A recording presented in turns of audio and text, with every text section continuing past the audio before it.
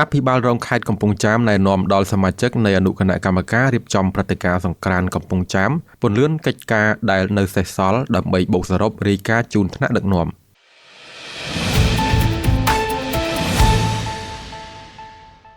នៅក្នុងកិច្ចប្រជុំអនុគណៈកម្មការដឹកនាំរៀបចំពិធីបុណ្យចូលឆ្នាំថ្មីប្រពៃណីជាតិខ្មែរឆ្នាំ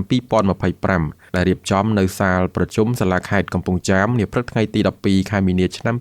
2025នេះលោកហានកុសលអភិបាលរងខេត្តតំណាងដ៏ខ្ពង់ខ្ពស់ឯកឧត្តមអភិបាលនៃគណៈអភិបាលខេត្តកំពង់ចាមនិងជាប្រធានអនុគណៈកម្មការរៀបចំព្រឹត្តិការណ៍និងសោភ័ណភាពសង្ក្រាន្តកំពង់ចាមបានណែនាំដល់សមាជិកនៃអនុគណៈកម្មការរបស់ខ្លួនឲ្យពន្លឿនកិច្ចការដែលនៅសេសសល់ដើម្បីរាយការណ៍ជូនឯកឧត្តមអភិបាលខេត្តពិនិត្យនិងសម្រេចកិច្ចប្រជុំនេះក៏មានការអញ្ជើញចូលរួមពីសំណាក់លោកស្រីជាប្រធានអនុប្រធានមន្ត្រីអង្គភាពតំណាងក្រុមហ៊ុនវឌ្ឍនៈនិងមន្ត្រីពាក់ព័ន្ធជាច្រើនអ្នកផងដែរលោកហានកុសលបានថ្លែងថាយើងនៅសល់ពេលខ្លីណាស់ពោលគឺរយៈពេលតែ1ខែទៀតប៉ុណ្ណោះកាលបរិច្ឆេទនៃការរៀបចំពិធីបុណ្យប្រពៃណីជាតិខ្មែរយើងនឹងឈានមកដល់លោកបញ្ជាក់ថាយើងជ្រាបហើយថាទូនីតិភារកិច្ចនៃគណៈកម្មាធិការខេត្តបានបែងចែករួចហើយគឺអនុគណៈកម្មការរបស់យើងមានភារកិច្ចរៀបចំព្រឹត្តិការណ៍និងសោភ័ណភាពសង្ក្រាន្តកំពង់ចាមនារយៈពេល3ថ្ងៃនៃថ្ងៃសង្ក្រាន្តប៉ុន្តែភារកិច្ចនេះគឺអ្នកពាក់ព័ន្ធទាំងអស់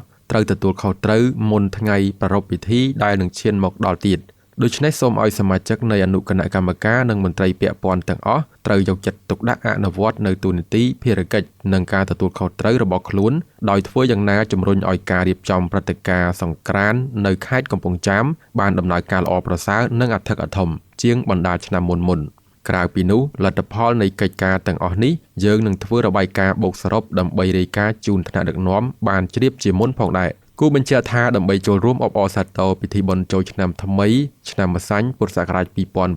2569នាពេលខាងមុខនេះរដ្ឋបាលខេត្តកំពង់ចាមគ្រោងរៀបចំពិធីកម្សាន្តសប្បាយជាច្រើនមានដូចជាការប្រគំតន្ត្រីប្រដាល់គុនខ្មែរតាំងពីពណ៌ភូមិមួយផលិតផលមួយពិព័រណ៍ម្ហូបអាហារប្រចាំតំបន់ក្នុងខេត្តកំពង់ចាមល្បែងប្រជាប្រិយនិងកម្មវិធីកម្សាន្តសប្បាយផ្សេងជាច្រើនទៀតផងដែរនារយៈពេល3ថ្ងៃគឺថ្ងៃទី14ទី15និងទី16ខែមេសាឆ្នាំ